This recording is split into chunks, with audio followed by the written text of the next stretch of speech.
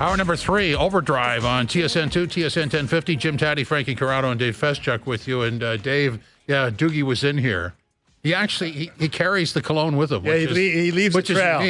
He's got an emergency thing of cologne with him at all times.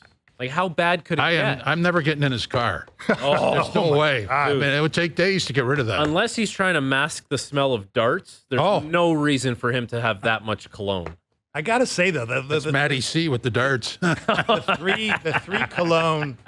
Oh boy, the 3 cologne blend it's a new twist on cologne that I'd yet to hear. He may be copying somebody, but it seems like he's a trailblazer to me. Yeah, he seems pretty original, except for the S guy, no guy. I'll tell you what though, he's offended our certain senses, and he's also offended Joe from the Bridge because when he brought up that the Matthews-Laine rivalry is now returned. Joe from the Bridge texts in, do not ever compare Laine to Matthews.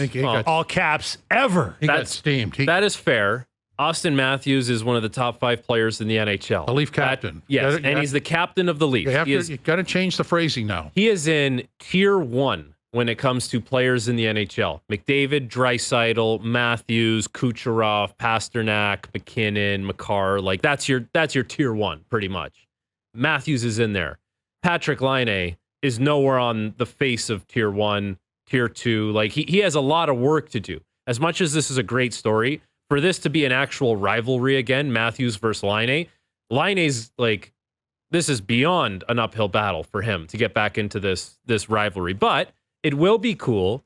Leafs, Habs, Matthews, Laine. If Laine can find some kind of semblance of what it was when he was a young player, it will make for some very entertaining hockey and fodder between both fan bases. JP Ricciardi will be with us shortly, and I neglected to do this in the last hour, so I'll have to do it twice this hour. Overdrive is brought to you by FanDuel, bringing you everything from the opening line to the final score. We were talking about playing environments, and this is Tua talking about his former head coach, Brian Flores, and, let's listen to the clip.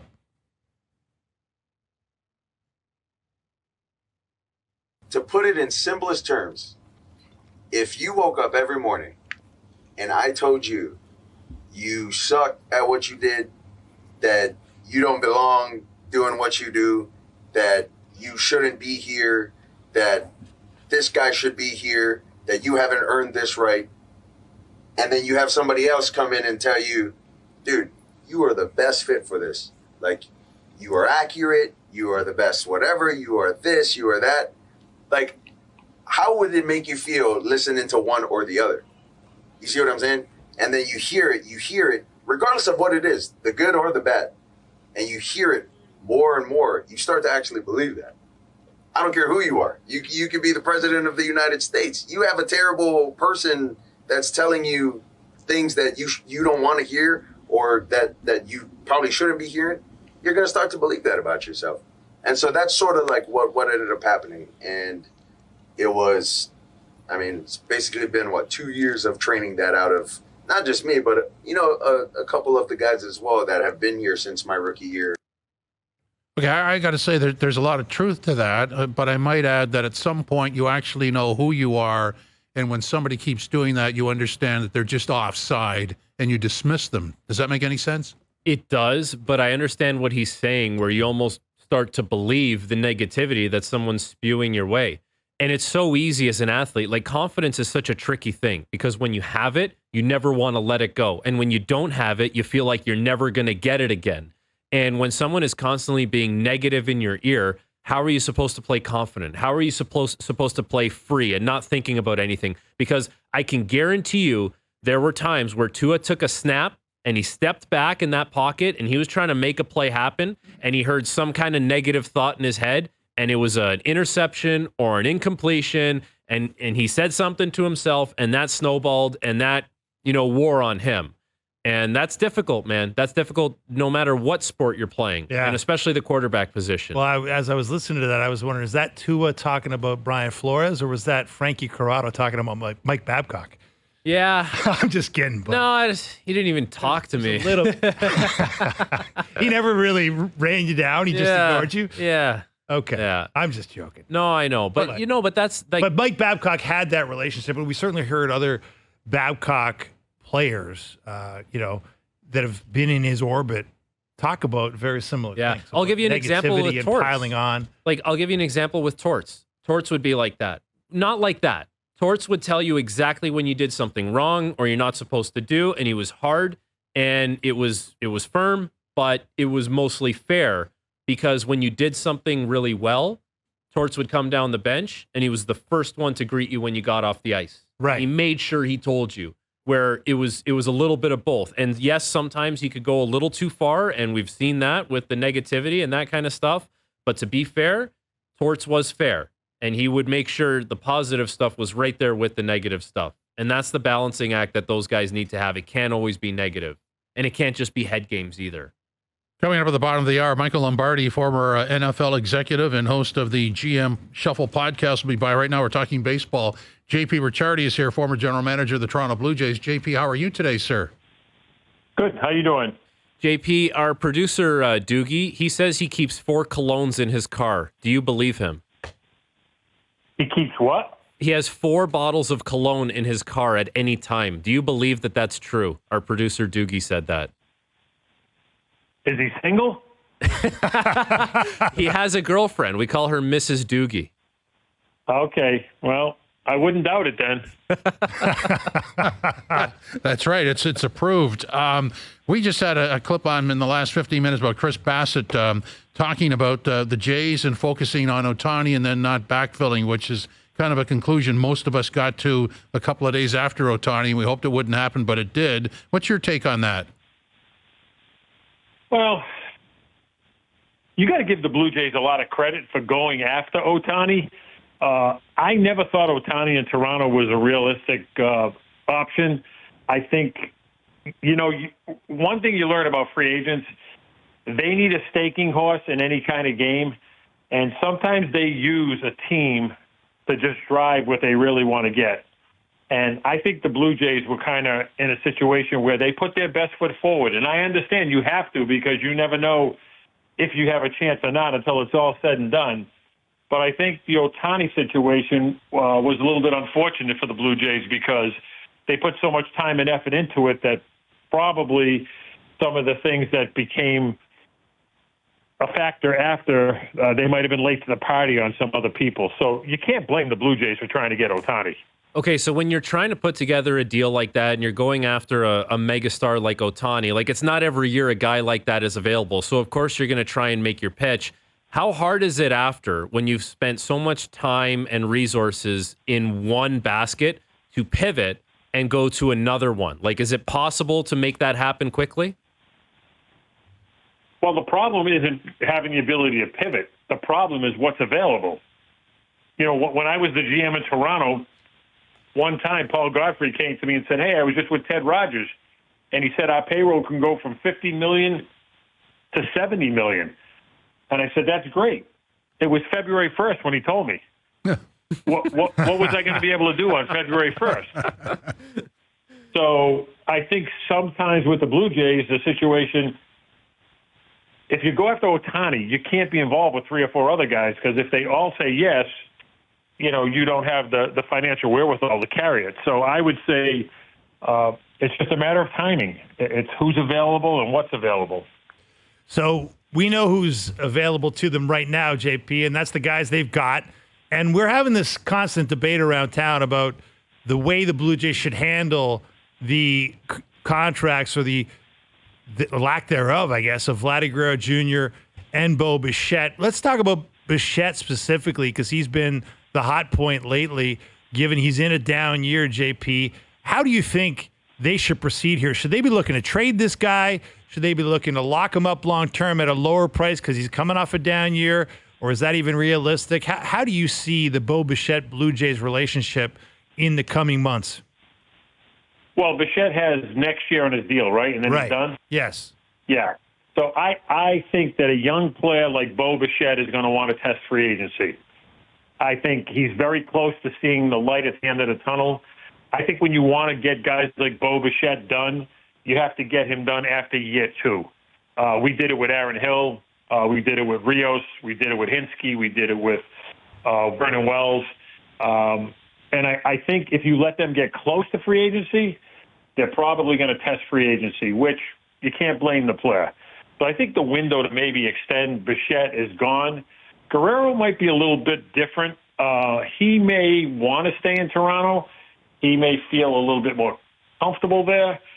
But I think that's a 50-50 proposition because he's close to free agency too, and he may want to see what's out there. And everybody wants to see what their value is. Everybody wants to be wined and dined and shown a lot of things. And I think they all feel that they can always get an offer from the club that they're with if they talk to other clubs. And at least the best part about them being in Toronto is they know what Toronto's all about. But I notice as players get closer to free agency, very few of them re-sign with their team. I really, off the top of my head, I can't think of a lot of guys who re-sign with their team. Joey Votto was one. They paid him a ton of money. But there's a lot of these guys, when they get there, they really look at Ohtani. He wanted to see what was out there, right? Yep. So, and I think they look at where's the club going, what's the situation here. Players first want to get to the big leagues, second want to establish themselves, thirdly want to make all the money they can make, and fourthly, then they decide I want to go to a place where I could keep making money and I can win. Well, I mean, if we're talking Bichette and Guerrero has arbitration in 2025, and then he's a free agent, and Bichette he's up after 2025. If you're in charge of this, if you're driving this bus, and you've got these two guys, and they're so close to decision time, I mean, how do you get value for them? How do you make this thing work for the franchise? Well, I think you missed the window of opportunity for value. I think if you were going to trade him, it was this year. And it would have probably been around June or July when you kind of figured out your season wasn't really going to be what you thought it was going to be. So a team could hold them for a year and a couple of months. I think right now the window to trade them is going to be in the off season, and it's a 1-year rental. I don't think you get as big a bang as you possibly could get for a number of reasons. One, most teams today value their prospects more than they value winning. And they want to be able to tell their fans they have all these prospects, but there's very few teams out there that are really saying, hey, we want to flat out win. I can tell you Philadelphia, the Dodgers, the Yankees. I mean, there's like 6 teams out there who want to win every year, and they're not real worried about building up prospects. They realize the importance of winning at the major league level. So I don't really see those guys bringing back a lot. They'll probably get like 3 guys, and one of them would be a long shot, one of them would be a middle prospect, and one will be a decent prospect. But I don't see teams unloading their future with the mindset in front offices today just for a 1-year guy. Do you have to make that trade for Bo Bichette in the offseason, or could you go into next season having him on your roster and then trying to kick that can down the road and make the deal afterwards if you realize your team's not competitive? Well, you could do a lot of things. You could trade him in the offseason. You could keep him all year and get a draft pick for him after you offer him a contract. Obviously he gets the draft pick option to the Blue Jays. You could trade him at the trading deadline. But the longer you hold on to him, the less of an opportunity you're going to get a return. So I think with what the Blue Jays did this year, they think they have a chance to make a run at it next year. And I take my hat off to them for that because they know their team a lot better than I do. But I think they've had a lot of guys this year, didn't work out. I don't know if that team is capable of winning the division based on what they bring back. When you look at what the Yankees have and their capabilities to always spend money, when you look at what the Red Sox have and what the Red Sox have coming, and you look at the Orioles. So the competition has always been 3 to 4 teams in that division based on whatever year it is, who it is. But I think right now they're like the 4th or 5th team in that division for the next few years. Well, that's the big problem that a lot of people have, JP, is that, the management's telling us they can be contenders next year, but the shopping list is long. Now you've been in that seat. You've actually occupied the general manager's chair with the Blue Jays. If you had to start sort of making sense of how you get better quickly with this team, where would you even start? Well, a big part of it is, am I building it for 1 year? Because, Bichette and Guerrero would be the guys that you build around, but there's a lot of guys you have to add to that. It's a team with not a great offense, decent pitching, and bullpen problems. So I think there's a lot of holes to fill. I don't know. I really don't know. I don't know the team as well as the people who are running it know the team. And then you have to take into consideration, are people's jobs on the line? Are they working from that perspective that, hey, I might want to try to add here to try to see if we can get another few years run out of this to keep our jobs? I really don't know that. But I know right now that team was a better team than they played this year, and they're going to finish in last place. And next year you're bringing that entire team back. What makes you think that that team is going to be better? And also you have to take into consideration, you hope Guerrero and Bichette stay healthy. If they don't stay healthy, then, you're really looking at a repeat year. So, they got a big challenge up there. Maybe putting you on the spot, Chris Bassitt, in a recent clip that we just aired maybe in the last 20 minutes, said some of the problems with the team are unfixable. Would you have any read on what unfixable problems are for this franchise? No, because I'm not with that team every day. I will say this. They don't have a lot of players coming in their system. I don't think they've drafted really well over the last few years. I think they've missed on some first-round picks. I think they've got some decent players that can come up and help them, but I compare it to like a Boston farm system who has some very, very good players at the high level playing that are going to be able to, get plugged into the big leagues and be able to be good players. So I think their farm system is a little bit lacking, and I think that's going to be a problem with what you're trying to build. So, they either going to have to go all in and spend a ton of money to rebuild a team, or just totally tear it down and start drafting and maybe go in that route and just telling the people in Toronto that, unfortunately, we're going to have to take a step back for a couple of years. It is interesting, though, hearing Chris Bassitt kind of publicly talk about where his team is at, where, he made the comments that Jim just alluded to, and then he said, I could talk about all the issues with this team for 45 minutes. Like, it's not, I don't know, we don't see a lot of players go public with that, especially when they're playing on the team. And then, recently Matt Chapman was talking about how he just wasn't as comfortable in Toronto as he is in San Francisco. Like, I don't know, what would be going on that players are publicly coming out saying these things about their organization? Like, it can't just be, we don't have prospects. There has to be some kind of way that they're running things, or someone in charge is obviously not doing a good enough job to make sure that players are in a good environment. Yeah, well, once again, I'm not there, so I couldn't tell you, but a lot of it is based on culture. A lot of it is based on, what the work environment is like. Are they being dictated to on certain things, how to do things, why to do things? Is the manager, is he in control? Is someone controlling the manager? I don't know those things because I'm not there every day, so I can't really say what it is or what it isn't. But for a player to come out and say that there's some problems, it sounds like it's a little deeper than just what's on the field. So, JP, you look at this club, I mean, when you were here, we know the problem, and one of the problems was the team would not spend money, right? You've outlined a little anecdote about that for us already. This time around with the Shapiro-Atkins era, Mark Shapiro's been successful in one way, in that he's got the corporation that owns the team to spend a lot of money on this team. They've been among the top payrolls in the league over the past handful of years. I'm wondering, from your perspective, like, what kind of pressure does that put the management under when they've been spending this kind of money, not getting results? What would that mean for them in terms of the way they go about surviving in the jobs they currently have? Well, once again, that comes down to ownership. I mean, how much ownership believes in what they're doing or doesn't believe in what they're doing. But the bottom line in professional sports we're supposed to be paid to win. And sometimes you have a $50 million payroll, and sometimes you have a $250 million payroll. If you have a $50 million payroll and you don't win, I get it. I understand it. It's hard to do that, especially in the American League East. But if you have all the resources and they're giving you everything you possibly want, and you put all this money into a stadium to renovate the stadium, to get it up to speed, fans are coming out to have a great experience, and the team is spending money and you don't win, at some point, someone has to be held accountable.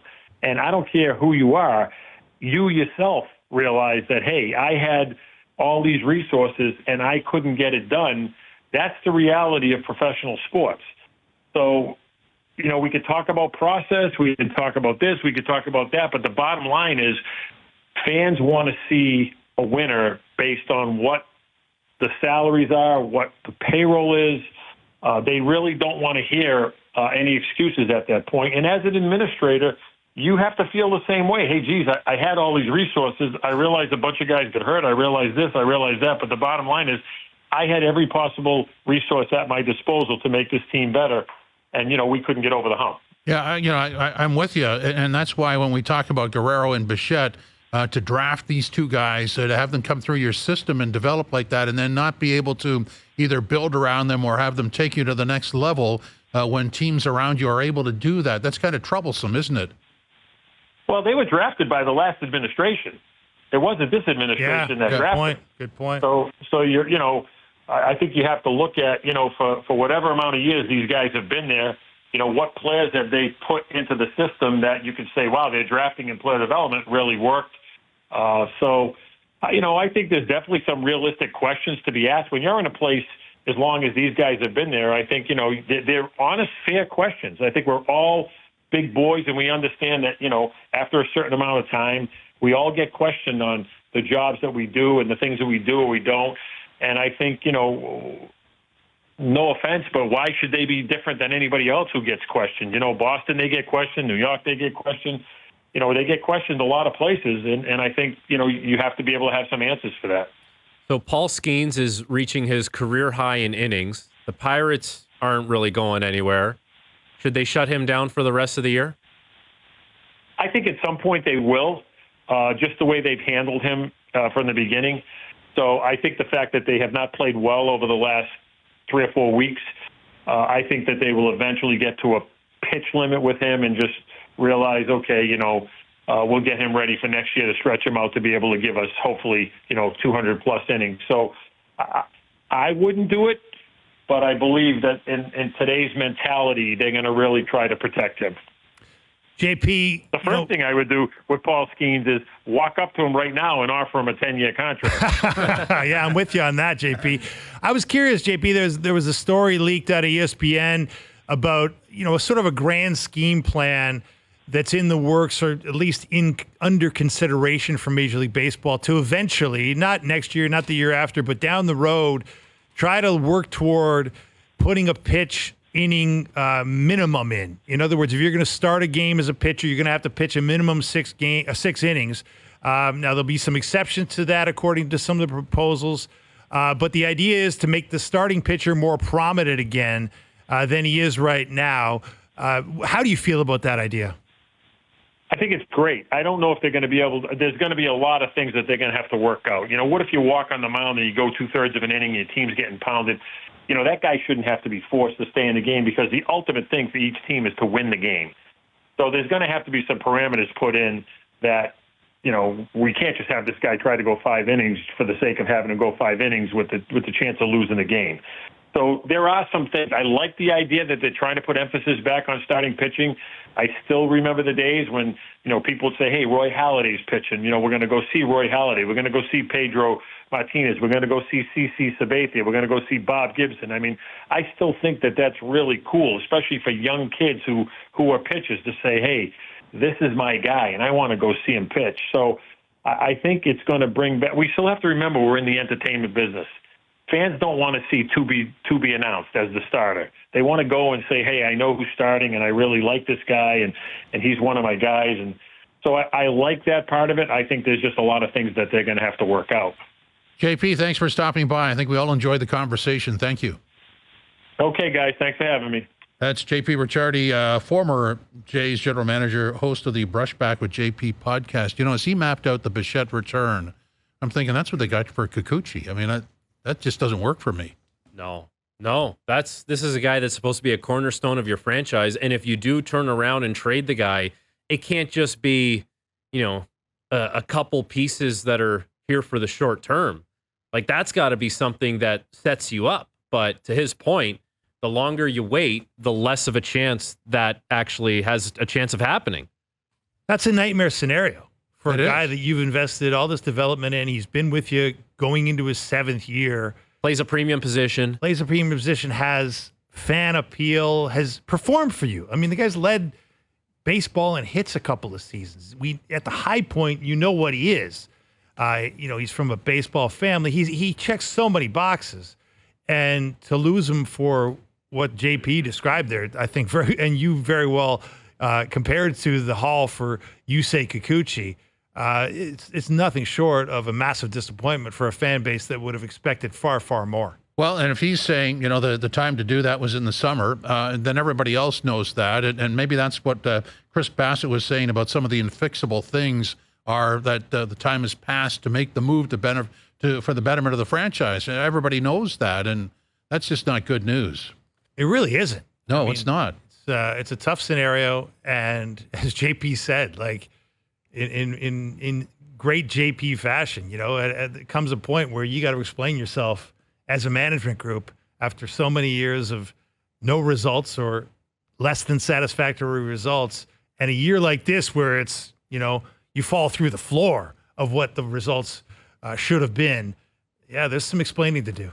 Well, and you could also, on the way out, see why they're talking about 2025, because in 2026, there's a lot of people that won't be here because they're on, their contracts are done. So I don't know how you stop that from happening. Going to talk about the NFL next. Michael Lombardi will stop by as the NFL preseason schedule grinds on, and we'll get into that, some quarterback issues in terms of who starts and who backs up on various NFL teams. That's next in Overdrive on TSN2, TSN 1050, the iHeartRadio app, and also streaming online.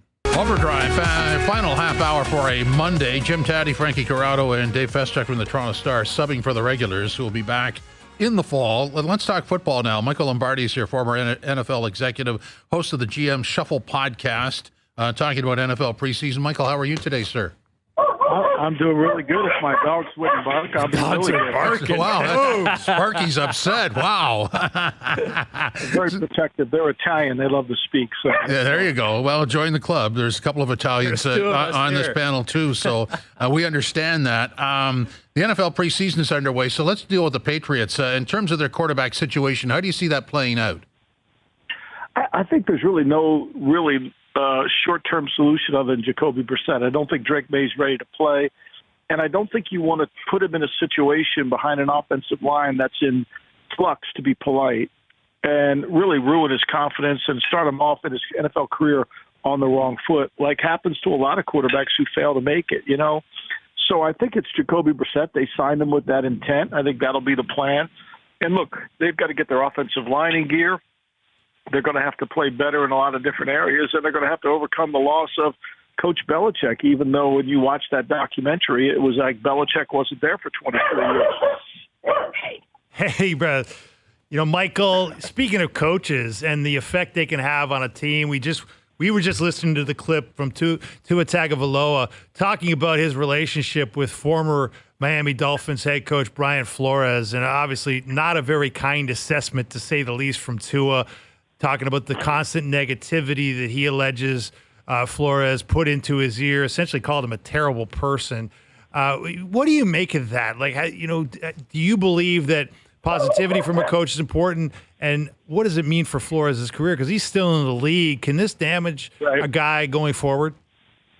Well, I think you have to understand the difference between coaching and criticism. And what Tua was talking about today was he felt he was being criticized. And for any of us as parents, as coaches, as teachers, we have to get our students to understand that what we say is coaching. It's not criticism. And if you take it as coaching, then it's a good thing. Then being negative is turned into, this is how I improve. But obviously, Tua didn't take it that way. There wasn't that kind of communication. I've worked with Brian. I think Brian's a really good coach. I don't know him the way that Tua portrayed him, so I can't really speak to that. But I can understand that if you feel like you're in a negative environment. But oftentimes, to become great, you have to get somebody to push. I mean, leaders need to be able to push people to levels they didn't think they could get to. I think we see it all the time. I think it's one of the things that we in America are going to be struggling with as we get more into this situation where we think that hard work and competitiveness doesn't really pay off, when in fact it really does.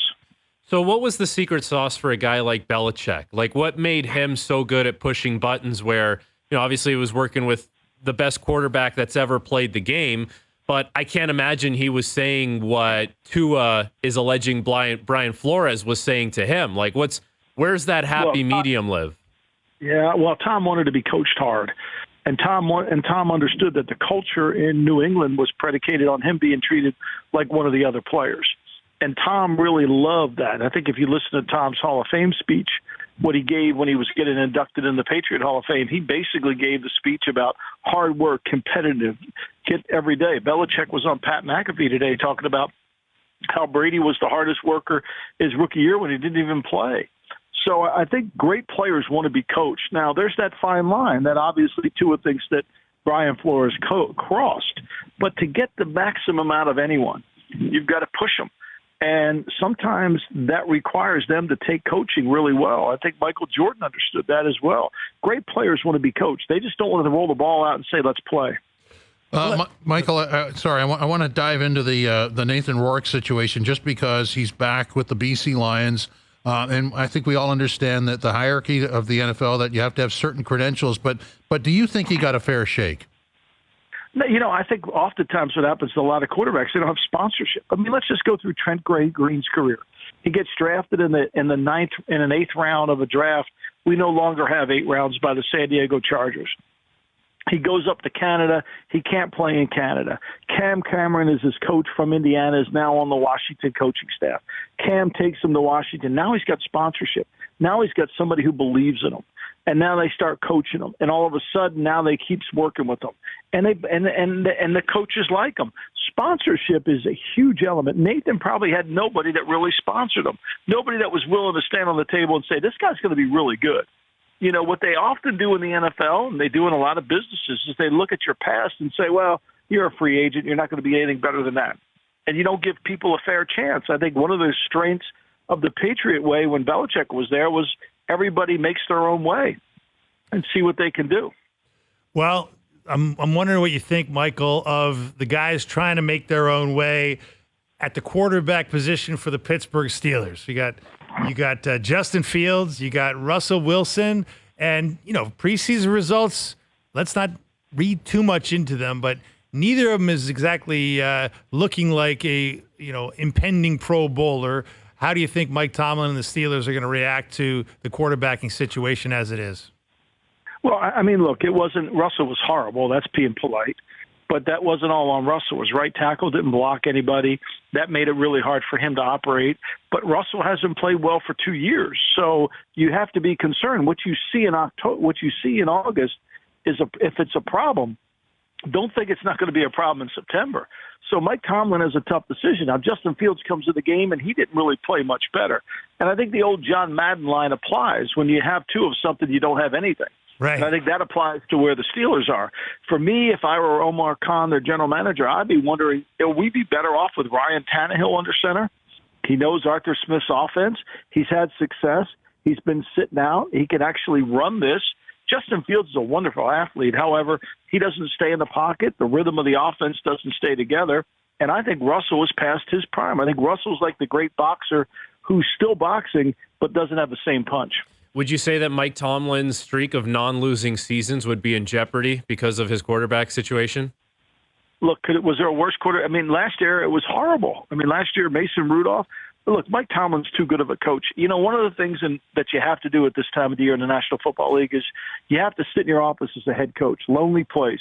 But you got to ask yourself one fundamental question. What do we have to do to win the game? What do we have to do to win games?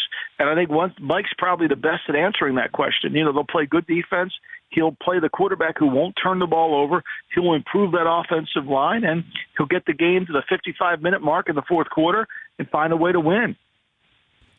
Yeah, no doubt about it. I mean, but with Wilson, I mean, is there any chance in your mind that, there is something left? I mean, you talk about being that boxer, but, no, I mean, look, if it's all perfect, maybe. I just think he's trending. When quarterbacks trend in the downward worry, and they've been hit too much and their eye level's down, which is what Russell's eye level, and you start looking at the rush. And then when you start going in the pocket east and west as opposed to north and south, that becomes a real issue because he's going to get caught like he did in the game by Buffalo. So, look, I mean, he may have a flash of a moment when he has protection against his own coverage team. But for the most part, I think Russell's days of let Russ cook, I don't think that's going to happen. I don't think he's cooking at the French Laundry in Yountville anymore. What are your thoughts on my Detroit Lions? What do they have to worry about? I think what Detroit has to worry about is their defense. Are they going to be able to cover well enough? Do they have enough pass rush? Can Marcus Davenport add an element to their team? Akeem McNeil is a really good inside rusher, so they signed DJ Reader, who's a really good player. Look, they have the best offensive line in football, and so they can go on the road and block anybody, which is the number one thing you have to be able to do in football is play on the road. Why did Dallas lose every 5 road games last year? Because they couldn't block anybody. They struggle to block people on the road. And when you have a really good offensive line like they do, with Penny Sewell as your right tackle, where you can run the ball behind him and get 3 yards no matter what, you're really good. And I think it's more their line. I think Goff is doing exactly what he did with the Rams, but he's got to play better. You go back and watch the 49er tape, he misses 2 key throws in that game that if he makes them, they win. Do you still think Dan Campbell should be as aggressive as he usually is? Like, he's willing to do a lot of things on 4th down. Do you like that approach? Do you think that sometimes gets him in trouble? How do you think he should handle things this year? Well, let me answer your question with a question. Andy Reid went for it 20 times last year on 4th down. He had a field goal kicker that was 5 for 5. He plays outdoors. If Andy Reid with Patrick Mahomes isn't going for it for only 20 times, which is a little bit more than once a game, and Dan Campbell's going for it more than twice a game, what do you think you should do? Yeah, I think you bring up a good point there. Hey, Michael, what do you make of the back and forth between Jerry Jones and CeeDee Lamb? There seems to be, a real circus going on, as there always is in Jerry land. But how do you think the conclusion to the Jerry CD war here is going to come out?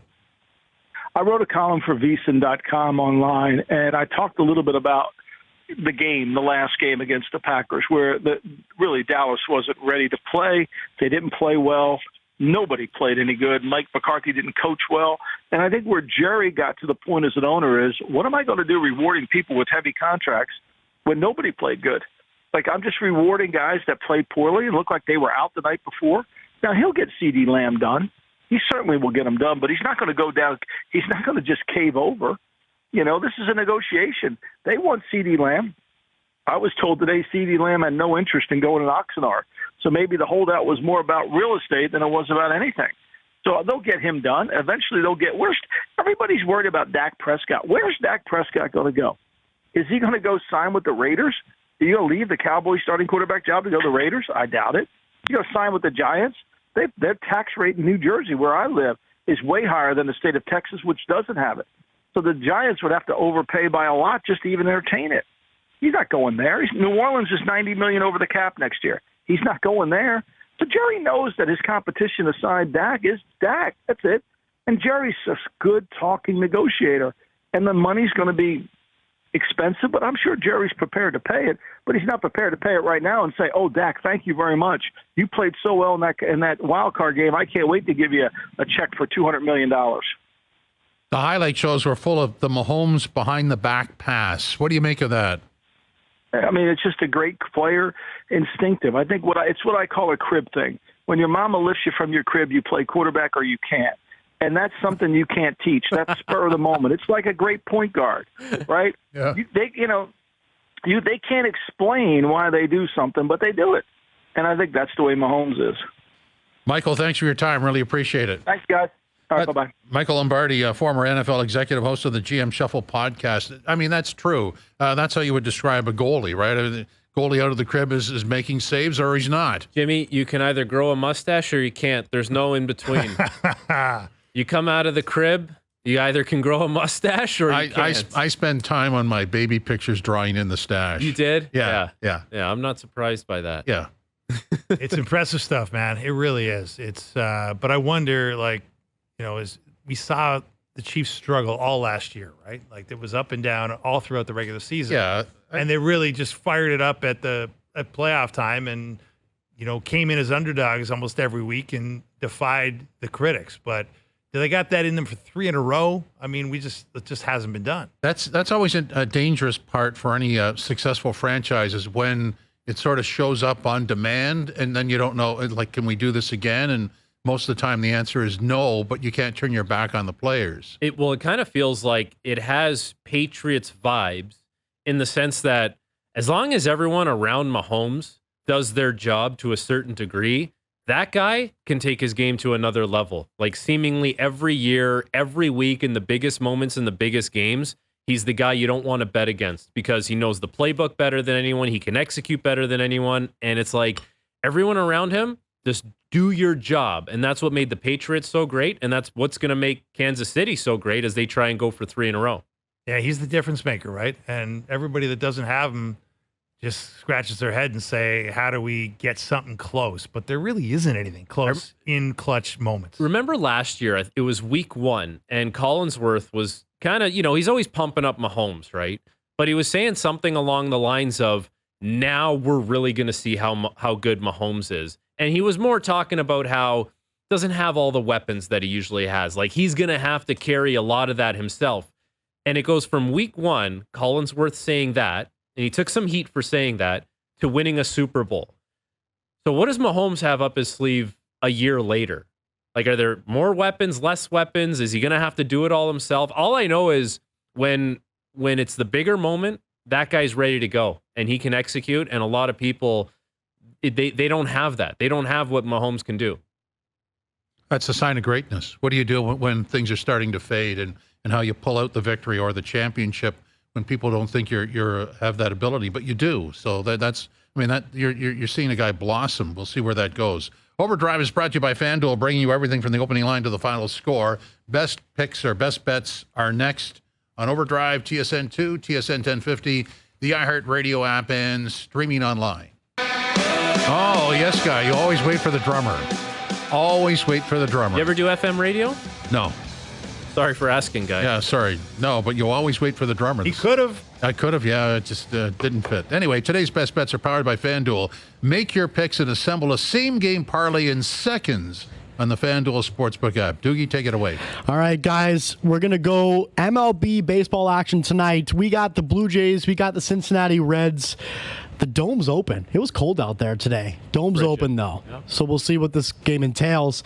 We're going with the Dominican Republic twist on today's best bets. We're going to roll with the Toronto Blue Jays on the money line. The Cincinnati Reds were outscored in their last series 28-3. Brutal. But we're going to go with the Jays here. I like their money line. Vladimir Guerrero Jr. to record 1 hit, and Ellie De La Cruz, both electric players, both from the Dominican Republic. Should be a nice matchup to record a hit. That's plus 215 on the FanDuel Sportsbook app.